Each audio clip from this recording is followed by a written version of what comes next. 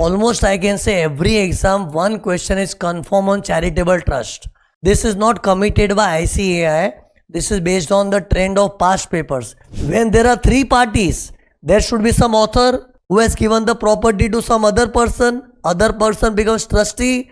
And what will trustee do? He will generate the income and use it for REMPO, purpose of public. Then it becomes a charitable trust. Means one test I have passed. Because I am charitable, I deserve exemption. Doing a business of large size will not give you the status of a charitable trust. And if you are not a charitable trust only, your income will become fully taxable. I am thinking as if I am teaching properly, but he was under what impression? Applied means as if you have to file some application. Oh my God, it's not application. Apply means use. All this was dedicated for charitable trust. Because charitable trust can be useless also.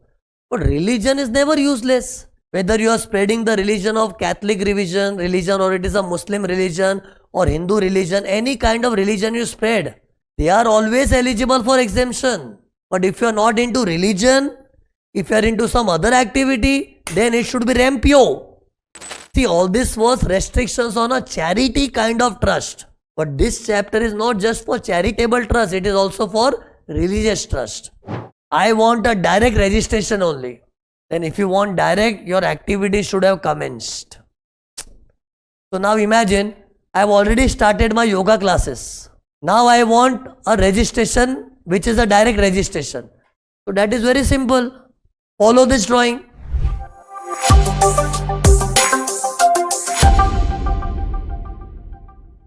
Okay, now our next topic is taxation of a charitable trust. This topic, trust me, it is most important from exam point of view. Almost I can say every exam, one question is confirmed on charitable trust. This is not committed by ICAI. This is based on the trend of past papers. If you see past 4-5 papers also, you will find every exam charitable trust has always come. Okay. Now see, this chapter is broadly divided into 4 parts. First I will explain what is the meaning of a charitable trust, and then I will explain conditions. Conditions for what you know? Exemptions. As you know, income of a charitable trust is almost fully exempt. But that exemption is not easily allowed. It is subject to some conditions. So we have to study the conditions for claiming exemption by a charitable trust. So first we will understand the meaning of the charitable trust, then conditions for claiming exemptions. Then there is a registration procedure for a trust. Every charitable trust should be registered with income tax authority. How that registration happens, the procedure and all, I will explain in the part of registration. And then at the end, computation of the income of trust. This is most test important. Because as I said, in every exam they ask a question. The question is dedicated on computation only. But I cannot directly take you to the computation. First I will have to explain this first 3 things.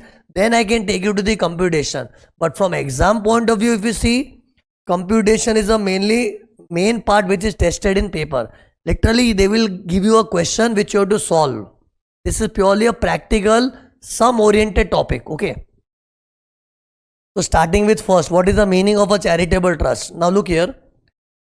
First I will explain what is a trust, and then I will explain what is a charitable trust.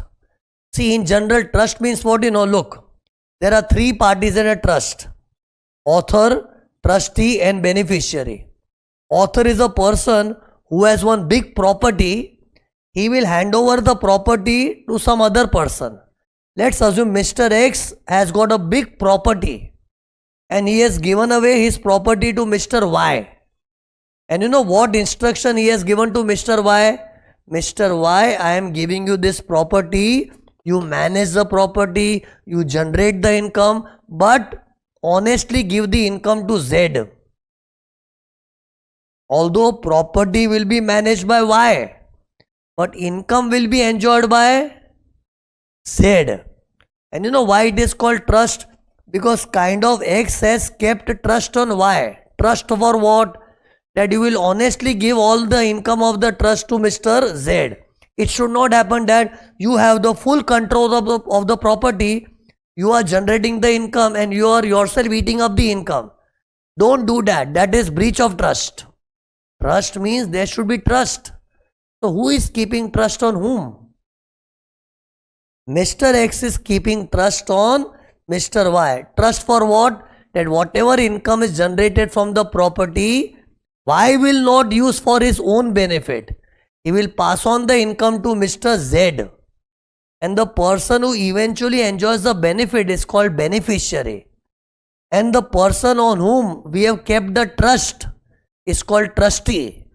And the person who is putting the trust is not truster. We don't call him truster, we call author. Author is a person who originally owns the property and he hands over the property to some other guy. That other guy becomes trustee and I will become the author. So by heart the three parties, author, trustee and beneficiary. But tell me, in my example, who is a beneficiary? And why I am calling beneficiary? Because what benefit he will get? Whatever property income is generated, eventually it will go to the bank account of Mr. Z. So Mr. Z is benefited, na? But when Mr. Z is benefited, it's a private trust. It's a private trust. This is not charitable trust. You know when it becomes a charitable trust? When the benefit is not passed on to a single person. Benefit of property's income will be enjoyed by public at large. Then it is called charity. See, one change I did. In my previous example, what did I say? All the income arising from property, who will enjoy? Mr. Z.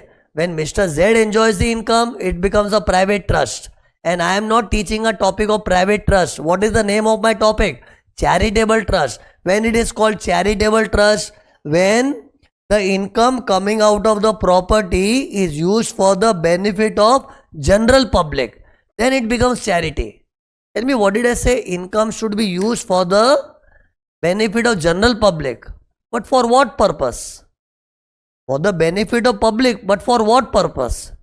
It can be REMPO. REMPO means relief of the poor. Means in public, whoever is belonging to the poor category, providing relief to them, relief to anyone who is poor in public.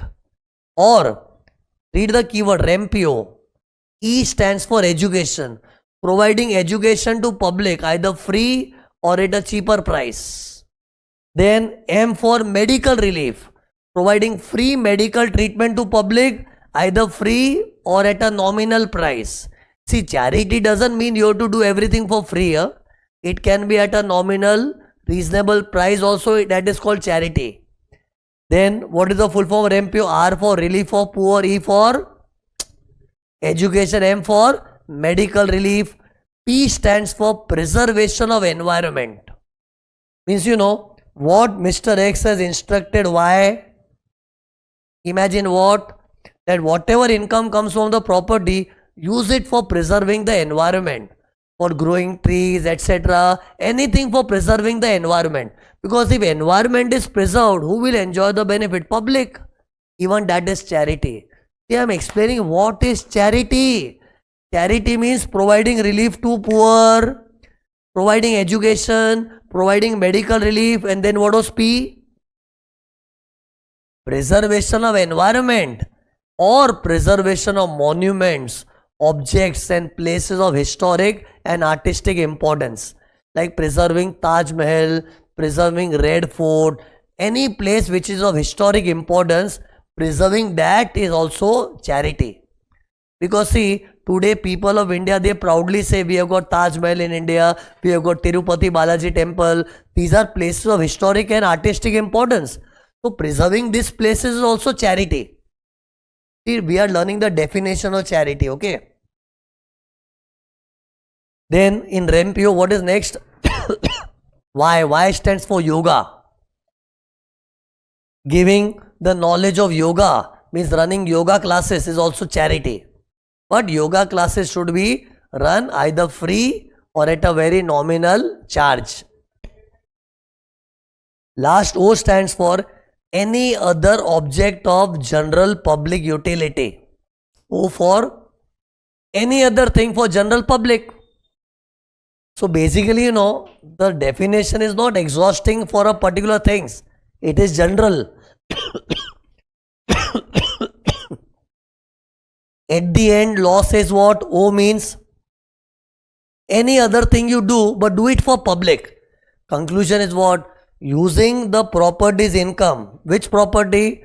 Property which X gave to Y.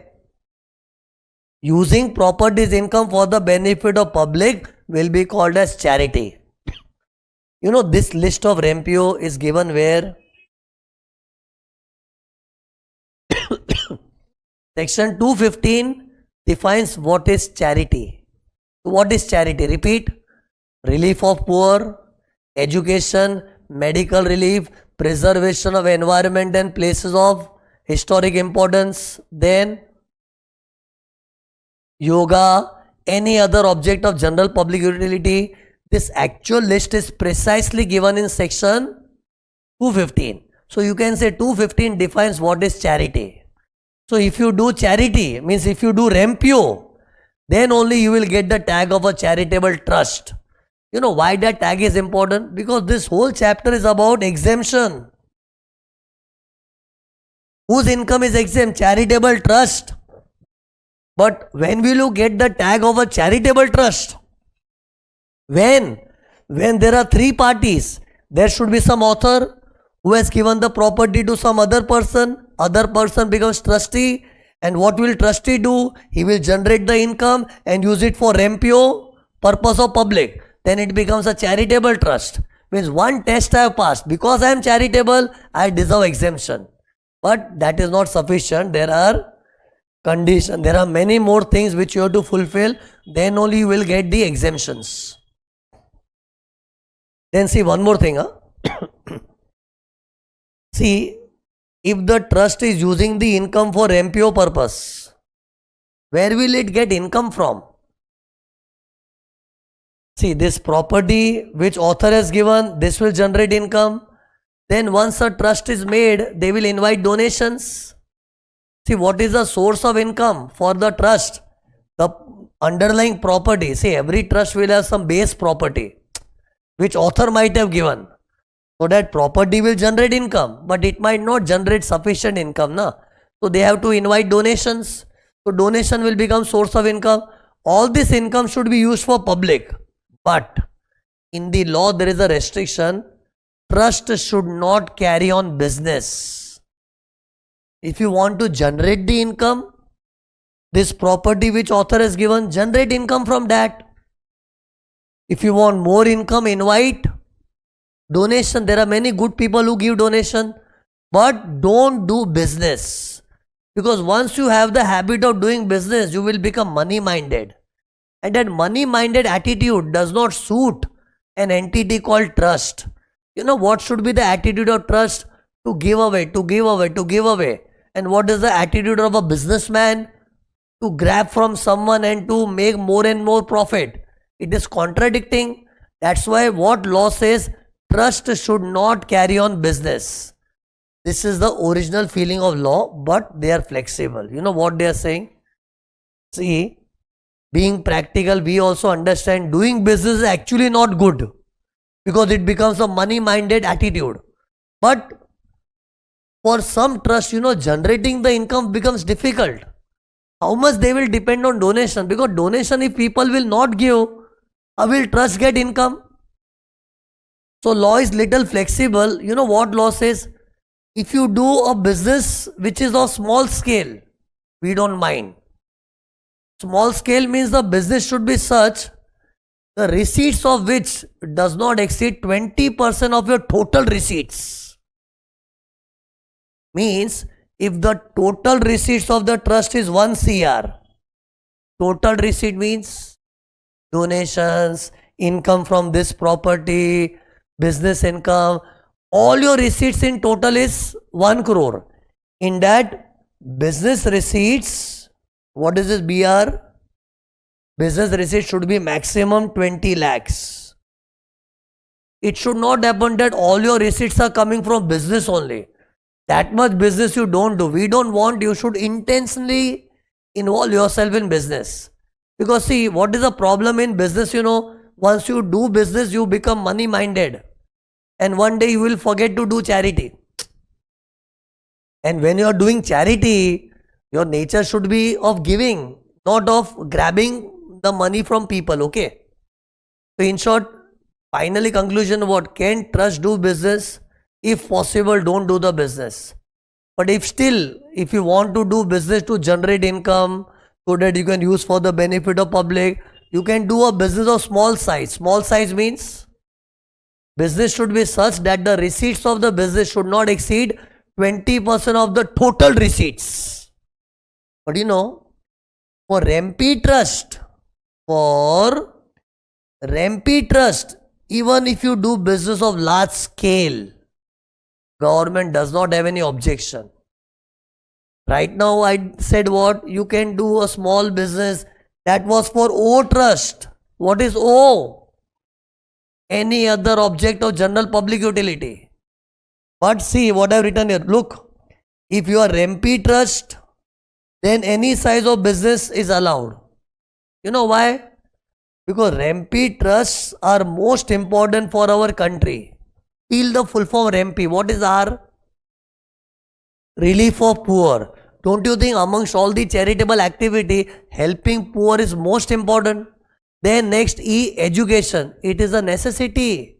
There are many unprivileged people who don't get education also. Then medical, even that is necessity. Preservation of environment and places of historical import, even that is necessity. Yoga, health is also necessity. So if your objects are Rempe, then you do business of any size. Because see, if government will restrict Rempe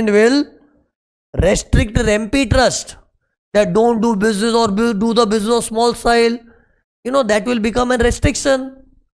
Why trust wants to do business, firstly? How will they generate the income? Then what is the task of a trust? To do something for public. But for doing something to public, we should have income, na? And how will income come? So that's why, sometimes you feel the need of doing business, like opening some shops, etc. Sometimes you feel the need of doing the business, but your objective is to generate income so that eventually you can use it for the public. So one way it is good, but what is the fear in the mind of government? That your attitude should not change, na? So that's why for other trust, there is a limitation in doing the business. But for Rempe Trust, because they are so important for country, they can do business of any size. See what I have written on the screen. Look at this. Look. For other trusts, what is the rule? Either you should have no business or small business where the receipts are not more than 20% of the total receipts. Tell me what will come in other trusts? There are so many trusts which will fall in other. Like a trust which is running a hostel kind of thing for orphans, orphanage, old age home, where all old people are staying. So old age home, orphanage, these are what? Other trusts. It doesn't fall in Rempe. So in short, O can have so many types of trust.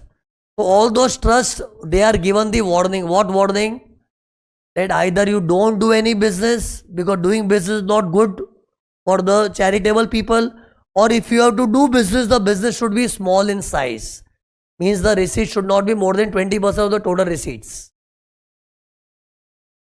Tell me, what if this other trust, like some old age home,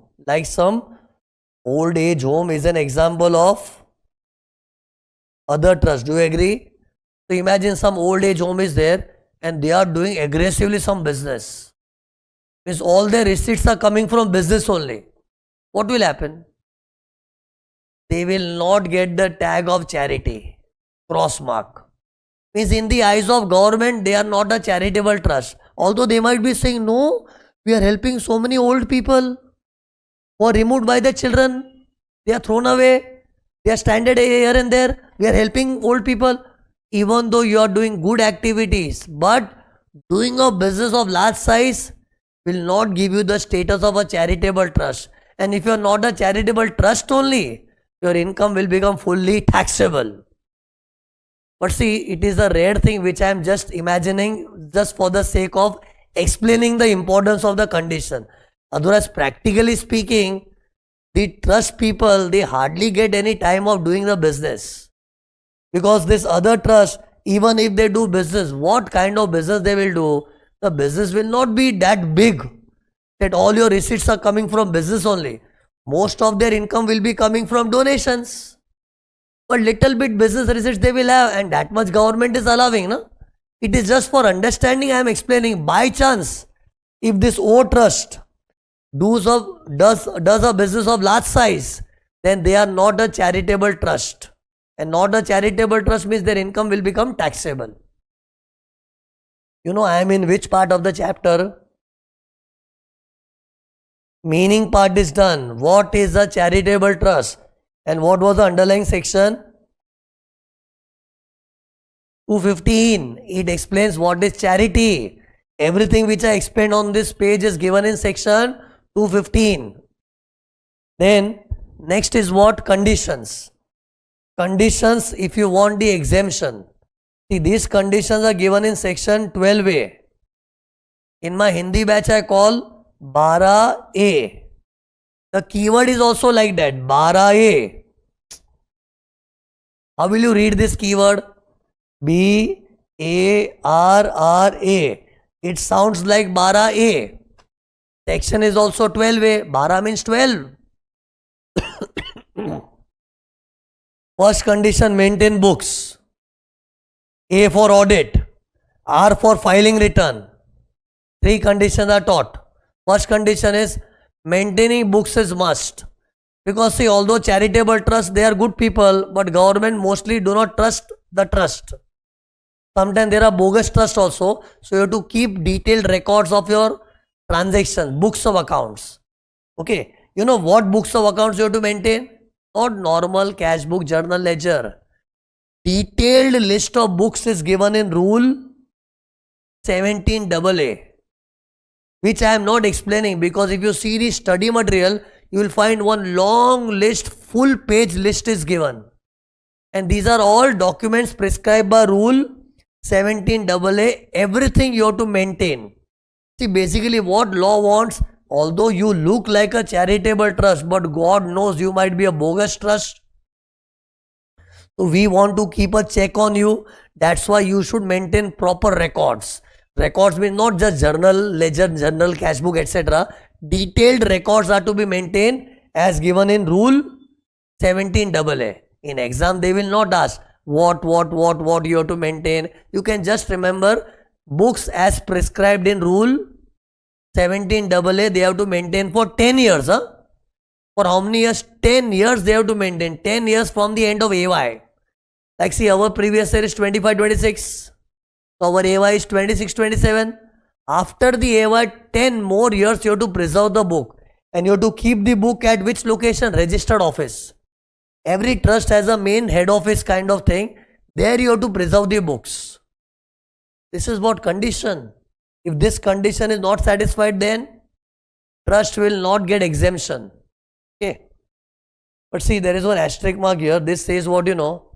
If trust is a very low profile trust, their income is not exceeding basic exemption. What is basic exemption under slab rates? 2,50,000. See, by the way, trust is subject to slab rates. Huh? See, most of the income of the trust will become exempt. But if by chance some tax comes, it will be according to slab rates. And in slab rates, what is the basic exemption? 2,50,000. So if trust's income is not exceeding 2,50,000, then no need to maintain books. Because the trust is having nominal income. And for little bit of income, why to maintain the headache of books and etc.? So see what I have written here. Books is required only if the total income before exemption. Huh? Because see, after exemption, your income can become nil also. See, sometimes trust income, after you exempt everything, it can become zero also. But don't see zero. Income before claiming the exemption means your original income. If that is up to 2,50,000, means it is not more than basic exemption, then no books. But if it is greater than, look, greater than basic exemption, then you have to maintain books of accounts. And even for audit, the rule is same. Books should be audited if your income is greater than basic exemption. See, logic is what you know. There are many trusts, they open the trust, but they hardly have income of 50-60,000 before claiming the exemption. Huh? But having income of 50-60,000 for such kind of trust, if government says you have to maintain books and audit, it is unnecessary compliance. Huh? So, books is needed, audit is needed only if your income, which income? Income before claiming the exemption, if it is greater than basic exemption limit, that is 2,50,000, then only books, then only audit. One more condition is that you have to file the return also. But that also only when total income exceeds basic exemption. Can you see this asterisk mark? These 3 asterisk marks I have shown below. I mean, that is an indicator of what? Whether it is books, audit, filing of return, that is required only if your income exceeds basic exemption limit. Then, R for trust should be registered with income tax authority. Because see, you might be a good charitable trust, but you have to show your goodness to IT department. And that is possible when you get yourself registered. And once IT department registers you, that means they have acknowledged that you are good people. And then only you will start getting exemption. See, in my mind only I feel I am good person doing good charity work. That's not sufficient. Na? I should be approved by income tax authority. That means I should be registered with income tax authority. Tell me how registration is done. That is a separate theory. That is my next theory. Okay. So tell me which condition I said. Books, audit, filing return is must, and then every trust should be registered with income tax authority. Okay. Registration is mandatory irrespective of the size of the income. Huh? Size of the income matters for books, audit and filing of return. Okay. Then last condition A. At least 85% income should be used on charity. Means trust should not hold the income. Like for example, if trust has generated income of 100 rupees, so don't hold the income with you. You got the income, use it on public, Rempio. How much? Minimum 85%. You know what is the logic of 85%? Because every income is spent on public. There will be no savings for emergency. See, even a trust needs some emergency fund. Na? Suddenly some emergency comes up and we have not kept any money. We have used everything on public. Then how will we meet the emergency? So that's why what law feels that up to 15% income you can hold with you. But balance 85% use on public for Rempio purpose. Minimum 85%. Now tell me, what if a trust does like this? Look, out of income of 100, they have used only 50 rupees for public. This is actually wrong. What law is expecting? Apply minimum 85% on public. But here how much income I have used? Only 50. So 50, good job, exempt. Balance 50 will become taxable. See, the last condition of 85% is what you know. If you don't satisfy this condition, it's okay. Your exemption will reduce. See, these conditions, if you don't satisfy, exemption will be denied. This condition, if you don't satisfy, exemption will not be denied. It will be restricted. Like in my example, what did I say? Tell me what is, by the way, A? Apply. Means minimum 85%. Apply means what you know? Use on public. You know, one weird doubt came from one of my past student, you know. For long time, you know, he felt applied means what? You have to make some application. He was under that impression. I am thinking as if I am teaching properly, but he was under what impression? Applied means as if you have to file some application. Oh my God, it's not application. Apply means use. And you know, in this chapter, I will repeatedly use the word applied. So fix in your mind from now only. The word applied means using the money for the benefit of the people. That is what is charity, correct? And how much you have to apply on public? Minimum 85%.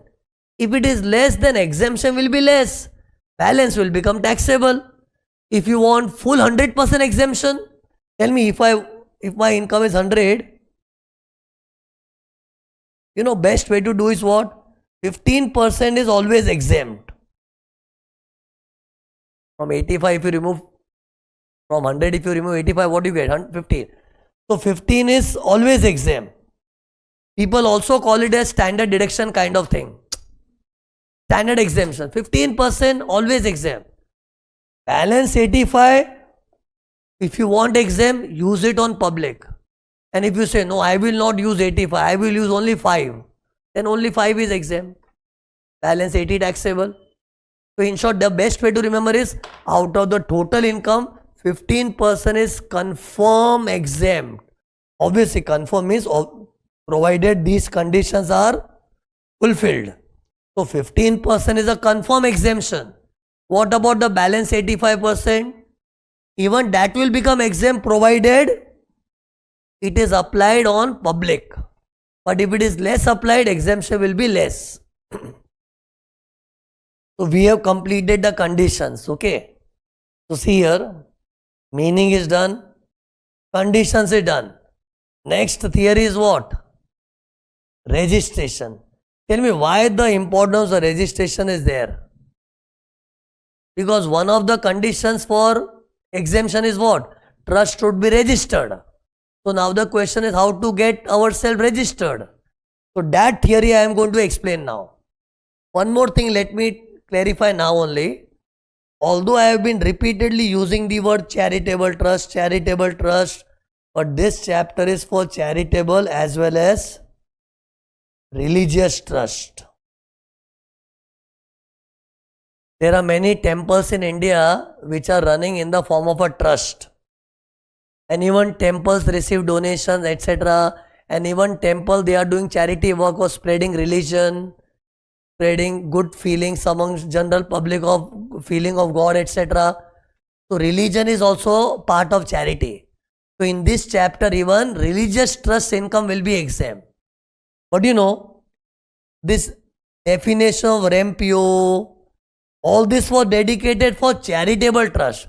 Because charitable trust can be useless also. But religion is never useless. Whether you are spreading the religion of Catholic religion or it is a Muslim religion or Hindu religion, any kind of religion you spread, they are always eligible for exemption. But if you are not into religion, if you are into some other activity, then it should be REMPO. And in REMPO also, if you are REMPy, no worries, you can do any size of business. If you are O, your business should be small or no business. See, all this was restrictions on a charity kind of trust. But this chapter is not just for charitable trust, it is also for religious trust. So see, if you see in my notes, it is written, if following conditions are satisfied, income of charitable as well as religious trust is exempt. So in short, see, many times in my explanation, I might just use the word charitable, but whenever I say charitable, it also includes religious trust. I am telling you once and forever, okay? But see, registration is must, whether you are charitable trust or you are a religious trust. You should be registered with income tax authority. Now see, in registration, the theory is in two parts. Look here, look. If the activities of the trust has already started, then you can go for direct final registration. What is final, you will understand when I explain this thing.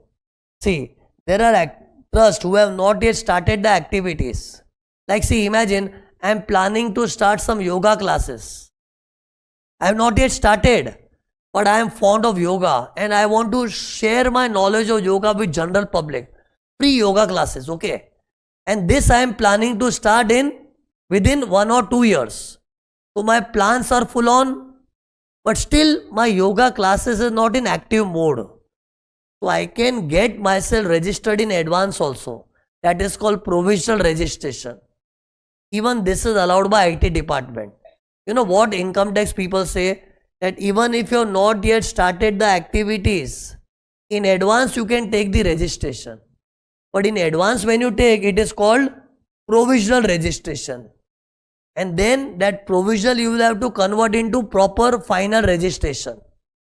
And you know what is the logic of getting provisional registration? Like, see, for example, I am thinking of starting yoga classes. Okay. Yoga classes are not started, it will start. But you know what I feel? Let me get the registration done now only.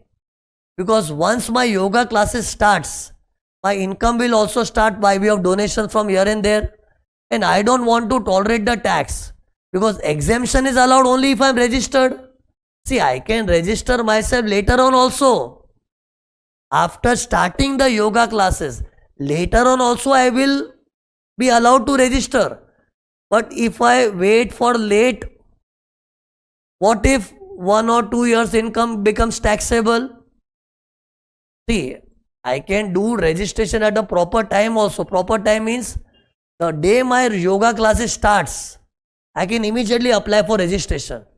But you know, sometimes due to our laziness, due to our carelessness, what if I delay in registration and in the meantime 1 whole year got over in unregistered state and that whole year income will become taxable? See, exemption is granted when? Only when you are registered.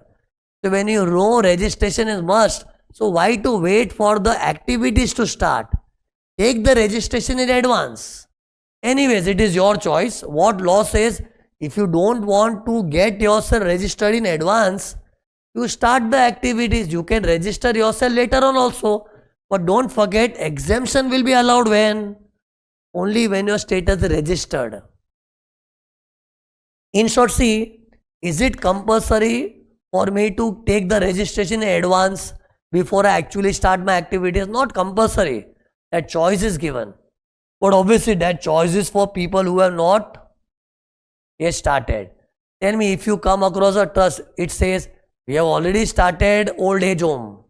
We already started keeping orphans in my hostel. They already started the activity. So for them, the activities are already started. They have to seek direct final. So in short, see, keep in mind there are 2 types of trust. You will come across some trust who have already started the activities in full swing. See, started activities means what? If it is education, you have started giving education. If it is yoga, you have started doing yoga. The actual activity has started. And what is the other category? Those who have not started, they have full plans of starting soon. So tell me, those who already started, for them, what is the suggestion? Direct final registration. And only when you are registered, your income will become exempt. And for people who have not started the activity, they have choice. Either you wait for activities to start and then take final registration directly, or if you want to take the registration in advance, then go for provisional registration and then convert into final. So all the options are available. Okay. So now next what I have to explain, how to seek final registration directly, and what if someone wants provisional registration and then he wants to convert into final. A detailed procedure I have to yet explain. Okay. See, this is just a broad explanation. Details I have to yet give. Okay. Now see what I will do, first I will explain this concept. Which concept? That if someone has not yet started his activities, he wants provisional registration. See, do you agree? There are different type of people. Some people want to do all the preparation in advance. They don't want to wait for the last moment. So these are people who will first take provisional. See, what is the advantage of taking provisional? You know, even under provisional registration, you will get the status of registered and you can start enjoying the exemption. See, if I am registered in advance only, although it's a provisional thing, the moment my income starts generating, my income will become exempt. Okay, so that is the advantage. Otherwise, see, if I don't do provisional registration and by mistake, if my registration gets delayed and in the meantime, if I earn some income, it will become taxable. So that risk I don't want to take. So see how to do provisional registration. Look at the drawing here now. Look. By the way, theory of registration is given in section 12AB. The earlier registration was done under 12AA. Why I am saying this, you know, because some students who have done the articleship in this area, they have heard this section very commonly. If you have not seen all this in articleship, this is all new thing for you. But many students of my past batch, they told me, sir, there was something like 12AA we have seen in articleship, but this is old section. Currently, all the trusts are registered under section 12AB. By 12AB, 12AB. Okay, now see.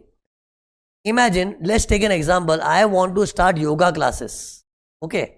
Now, I am sure my yoga class will start in the year 25-26. Maybe in the month of December or in the month of Jan. Somewhere in 25-26, I am sure my yoga class will start. And income will also start generating. Income will not come from classes. Classes I might be providing from nominal charges. But I will get donations from here and there. Okay.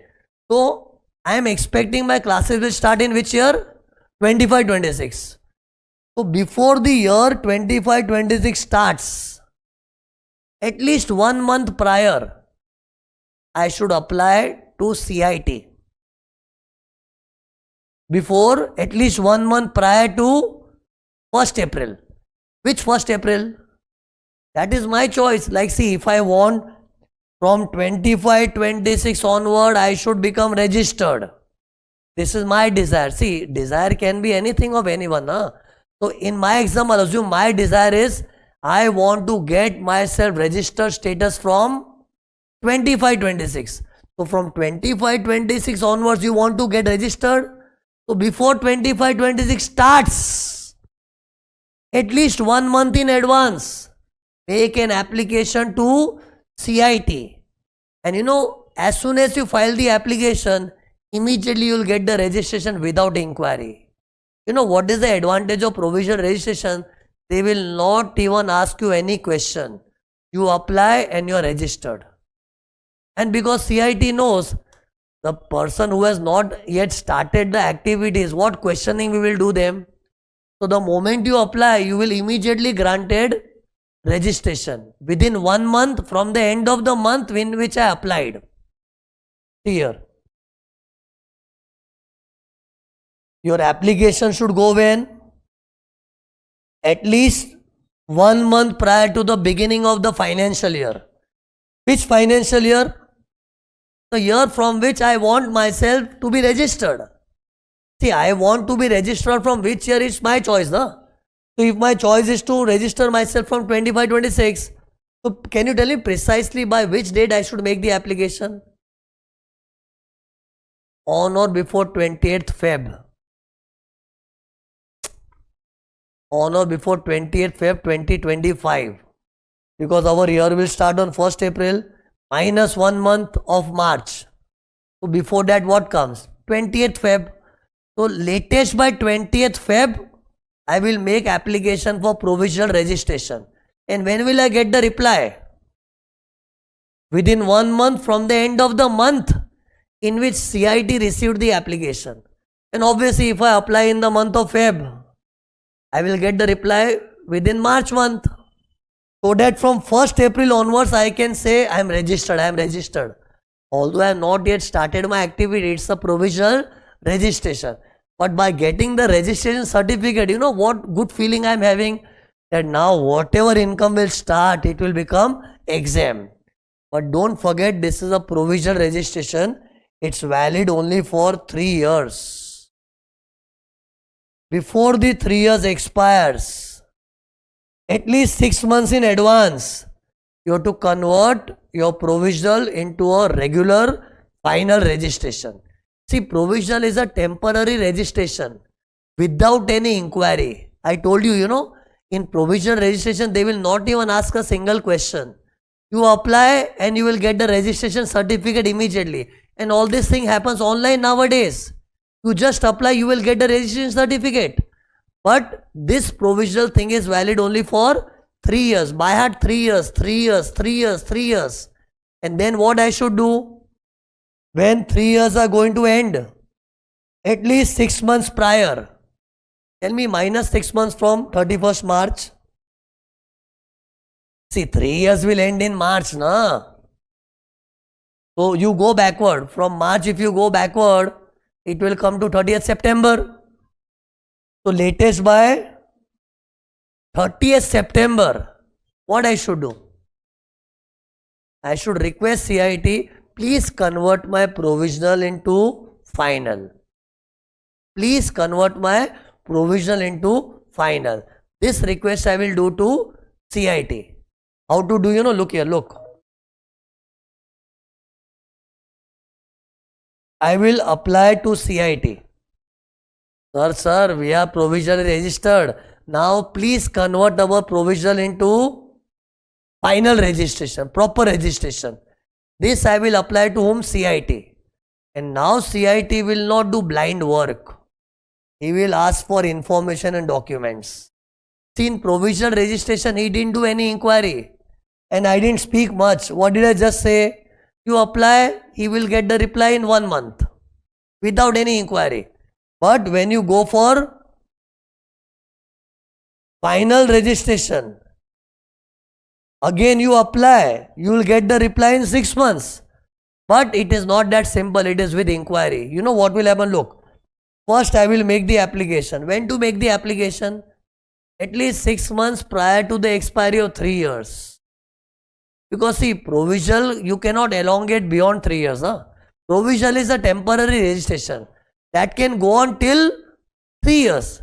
But once 3 years expires, at least 6 months prior to that, you request for converting your provisional to final. For that, again you have to make an application to CIT. Now CIT will ask for information and document. They will ask the papers of the trust. Submit your trust deed, what activities you have done, give the summary of that. He will see whether you are a genuine trust or not. Look, he will check 2 things. He will check 2 things. Whether the trust is genuine or not, and it is complying with other laws or not. Sometimes some trust, they defeat some other law.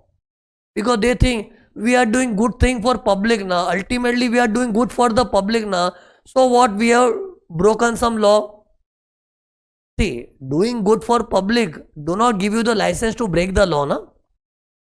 So that's why, what CIT says, see, you are doing good for the public, you are doing charity, we appreciate. But you should not hurt or break any other law. What do you mean by other law? Other than Income Tax Act. There are many laws like environmental law, etc., etc. So if CIT comes to know that you are doing charity, genuinely you are doing charity, but you are breaking some other law, then you will not be granted a final registration.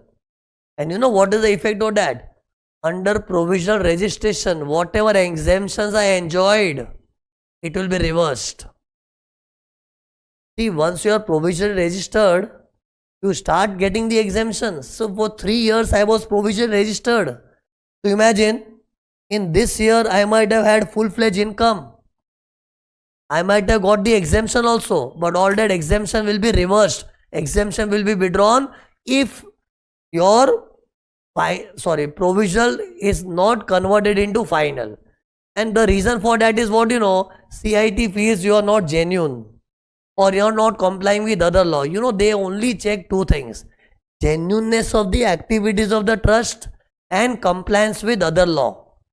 Now let us think positively. CIT was satisfied that you are a genuine trust and you are complying with other law, so what will he do? He will grant a final registration certificate. See here. See, if he is not satisfied with this check, he will refuse to give you final registration. But assuming he is satisfied with the genuineness and compliance with other law, then he will give you the registration within 6 months from end of the quarter. When application was received by CIT, end of the quarter it is. You know, this came as an amendment in 24 budget. For so many years I used to teach end of the month. But in 2024 budget, it is not the latest budget. For you people, the latest budget is budget 25. But in budget 24, not so old, there was an amendment that 6 months counting will be from end of the quarter. Tell me, how will you count? Let me give an example. Let's assume the application was done somewhere in the month of Feb. I'm just giving a random month, Feb. So Feb comes in which quarter? Jan, Feb, March. So quarter will end in March. After that 6 months, April, May, June, July, August, September. Latest by 30th September he will reply. So how to count 6 months? It is from the end of the quarter when CIT received your application. Tell me, this drawing is for what? Converting your provisional into final. What if you are not given the conversion? Your conversion is rejected, refused. Then whatever exemptions you enjoyed under provisional registration will be withdrawn. Tell me, when will trust apply to CIT for conversion? This application is for converting myself from provisional to final. You understand this application, huh? Here I am requesting that convert my provisional into final. So tell me when to apply. When? I told you na when to apply. At least 6 months prior to the expiry of 3 years. 3 years, which is a standard period of provisional registration. So repeat, what did I say? At least 6 months prior to the expiry of 3 years. But that was technically wrong. You know, in the act what they have written, see, at least 6 months prior to the expiry of 3 years or before commencement, or within 6 months from the commencement of activities, whichever is earlier. I repeat, it will take time to settle. At least 6 months prior to the expiry of 3 years. This is one time. Then there is one more time, and then whichever is earlier. What is the second time limit? Within 6 months from the date when activities were commenced. You know, in my example, I was planning to start yoga class. So let's assume my yoga class actually started on 9th December. I did the opening. My first session of yoga was done on 9th December. So what will people say? On 9th December, yoga class came in active mode. So activities commenced. So count 6 months from 9th December. Exactly from 9th December. So this will give one time limit. 6 months from 9th December. And what is the second time limit? 6 months prior to the expiry of 3 years. Out of the two, you have to select whichever is earlier. So obviously in my example, it looks like this 6 months will expire early. So within that 6 months, you have to apply. See, basically I am explaining when to apply to CIT for converting your provisional into final. So when to apply? Tell me the time. Either this or this, whichever is earlier. So tell me what were the two timelines. Either at least 6 months prior to the expiry of 3 years. Okay. Or within 6 months from the date of commencement of the activities of the trust. This date can be anything. The date of commencement can fall here also. here also, here also, here also, it can fall here also. See, when your activities actually commence, there is no fixed rule, na? See, generally, logically speaking, your activities will commence in this year only. Because why did I go for provisional registration? Because I had full feelings that in 25-26 I will start in full swing. That's why I wanted registration from 25-26 onwards. Huh? But if by chance, due to some reason, my activities start here, or it may start late also, so that 6 months will get away. So actually, 6 month depends upon date when activities are started. Another 6 months is prior to the expiry of 3 years. Out of the two, whichever is earlier. But in my experience, generally people will start activity in this year only. And the moment you start the activity, within 6 months you have to convert. Okay. See, what is the logic of this time, because sometimes, you take provisional registration and there is nothing like activity starting. Your activities are getting postponed and postponed. So imagine if till 3 years also your activities are not started. Then what? Then you have to convert at least 6 months prior. But in this conversion, you will not be allowed a final registration, because they will say, where is your activity? Means your provisional registration will become flop. Then once again you apply for provisional. If due to some reason my provisional becomes flop. Flop means what? My activity didn't start only as anticipated. Or if it started, I failed to convert into regular. Due to some reason my provisional registration becomes flop. Then it's okay. Then you can once again apply. Now if your activities are started, you have to go for direct final. But if your activities are not started, once again you can apply for provisional. But see, these are extreme things we are thinking. Let's not go into that. Just remember like this. Mostly activities will start in the first out of those 3 years. So once you start the activities within 6 months, or this 6 months, at least 6 months prior to the expiry of 3 years, whichever is earlier, you have to make application. Tell me, once your application is approved, what happens? Your provisional becomes final registration. But final registration is also valid for 5 years. After that, you will have to renew. Here, let's assume your provisional was converted into final. CIT approved. Okay, we convert your provisional into final. So what will happen? That final registration also remains valid for 5 years. And in 5 years counting, these 3 years are already gone. 2 more extra years you will enjoy. How do you calculate? First, by heart 5 years.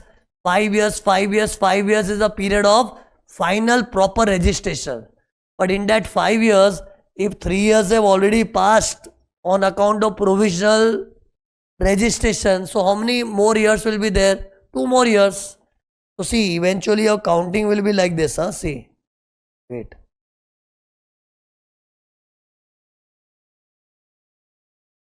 See this. From this date till 5 years, your registration will remain valid. Then can you guess what is the 6 months? At least 6 months prior to the expiry of 5 years, you have to renew your registration. Renew. And how to do renewal? Same procedure. Everything same. In short, logic is what after every 5 years, you have to renew your registration. One time when you get the registration, it's valid only for 5 years. And don't add 5 in that 3 year. That 5 is inclusive of 3 years of provisional registration. So see, 3 years provisional registration was already there. 2 more years you add. So that will give you a total 5 years period of registered status. And tell me, when 5 years end, what you have to do? At least 6 months prior, you have to apply for renewal by following the same procedure as explained in this drawing. Okay. So see, what did I explain?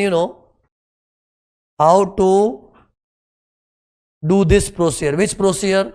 Which procedure? First take provisional and then convert into final. That detailed theory I have explained. But tell me, now the question remains, what if I don't want the hassles of provisional registration? I want a direct registration only. Then if you want direct, your activity should have commenced. So now imagine, I have already started my yoga classes. Now I want a registration which is a direct registration. So that is very simple. Follow this drawing. Write an application to CIT. I am Shirish Vyas running yoga classes so and so trust. Our activities are already commenced. We want final registration. Directly you will get final registration. Drawing remains same. See, this drawing is same for people seeking conversion into provisional to final or people seeking direct final. Drawing remains same. Even for renewal, after every 5 years, the drawing remains same. Okay. So see, this theory is not a headache. So how to get final registration directly? That's your choice. See, firstly, there is no time when to apply. See, people seeking direct final registration, for them there is no time limit to apply. Like see, right now what did I say? This same drawing is applicable for people who seek direct final registration. But if you say, sir, when to apply, there is no time limit for applying because you are going for a direct final registration. If you are converting a provisional into final registration, then there is a time limit also which I said. What was the time limit? At least 6 months prior to the expiry of 3 years or within 6 months from the date of commencement of activity which is earlier. That time limit for applying was there for people converting from provisional to final registration. But if you are seeking a direct final registration, you can apply anytime you want. But keep in mind, if you apply very late, you will start enjoying the exemption very late. If you want to enjoy the exemption as early as possible, it is advisable to apply for direct final registration as soon as possible. But in the Act, there is no prescribed deadline up to when you have to apply. You can apply anytime you want. And only when you apply for registration, you will get registration. And only when you get the registration, you will start enjoying the exemption. Okay. Then, one more point is there. See, right now, what did I say? Once your 5 years period of registration expires, at least 6 months prior, you have to apply for renewal. Even renewal is done by following the same procedure as I have explained. Renewal also has same drawing. But when do you renew? At least 6 months before the expiry of 5 years. Okay. But now, when you go for renewal, generally you will get renewal for 5 years. But as per the latest amendment in Budget 2025, now you can get renewal for 10 years at a stretch. Earlier, you know what was the law? Original registration period was also 5 years. Renewal was also granted for 5 years. But now what is the new amendment? That when you are getting the registration for the first time, for first timers it is 5 years. But when you go for renewal, you can get renewal for 10 years also. But there is one condition for 10 years. In the preceding 2 financial years, your total income should not be more than 5 crores. Which total income? Before claiming the exemption. Because after claiming the exemption, your income can become 0 also. But I am talking about the income before claiming the exemption. If it is less than or equal to 5 crores in both the 2 preceding financial years, then you know what law feels? Then you are not a big trust. You are just a medium size or a small trust. Then you will be granted renewal for 10 years at a stretch. See, I have made a drawing for this. Look at this drawing. See. People who are seeking the registration for the first time. For the first timer, the registration is for 3 years or 5 years. 3 years if you have sought the provisional registration, and if you have gone for direct final, then the registration period is 5 years. But that is for the first timers. But Once you go for renewal, you are not a first timer, you are a second timer, third timer, fourth timer, you are going for renewal, na? Then it is possible to renew for 10 years. And even people converting from provisional to regular are called second timer. You know why they are called second timer? Because first time you took provisional, na? Now you are converting provisional to regular. So in the eyes of law, you are a second timer. So technically, even people converting from provisional to regular are second timer. But you know, how will they satisfy this condition, na? See, imagine you are converting a provisional to regular. So you will not be able to satisfy this condition. Like, see what I am trying to say, look here. What is the time for converting provisional to regular? If you remember, I said at least 6 months prior to the expiry of 3 years, or from the date of commencement of activity within 6 months, whichever is earlier. So tell me, if my activities commence very fast, so within 6 months I am expected to convert my provisional to regular. Okay. So tell me, if I am converting my provisional to regular, I am a second timer. But how will I establish my total income of the preceding 2 years? See, don't forget I am a brand new trust. I might not be having my preceding 2 years return filed. See, only when you can establish that in last 2 years you filed a return where your income did not exceed 5 crores in both the 2 financial years, then only you will be able to show that you are up to 5 crores category of trust. But people who are converting provisional to regular, they will not be able to prove with the return of preceding 2 years, because mostly they might not have filed the return in the preceding 2 financial years. So practically speaking, they will not be able to establish that their preceding 2 years income in the return filed is up to 5 crores. For them, it is not possible to prove. See, in short, you know what I would say? Don't take this thing very seriously, just ignore it. Just because it is given in the act that such people also can get 10 years conversion from provisional to regular for 10 years, but practically not possible, because they will not be able to satisfy this condition. Okay. So indirectly, you know what I want to say? Just ignore this for the time being. Just keep in mind, people who are renewing, they are very old trust. They can easily establish that since we are old trust, we are coming for the renewal, and in the preceding 2 financial year, our total income did not exceed 5 crores. They can easily establish, and then they can get renewal for 10 years at a stretch. But if this condition is not satisfied, then you will get renewal for 5 years. Okay. So this rule of 10 years is most important. This is the latest amendment for you people. Okay. Then see, this completes the theory of registration. Now see, in registration there is one more concept called cancellation of registration. Now what is cancellation? Why cancellation happens? And what is the effect of cancellation? I would not discuss now, because this is such theory, it is better to be discussed when the whole topic is over. So my plan is what, you know, in the next lecture, I will complete the theory of computation. I don't know whether we will be able to complete or not. It's a big theory. But next lecture, I will start computation. And when computation theory is completely done, at the end, I will touch the theory of cancellation registration. And then we can say the topic will get over. Okay. So next lecture, we are starting the concept of computation. And in exam, you know, they generally ask questions on computation of the income of the trust. For that, this theory is most important from exam point of view. Okay. So we will continue next lecture. Please revise and come. Please revise and come. Underline please.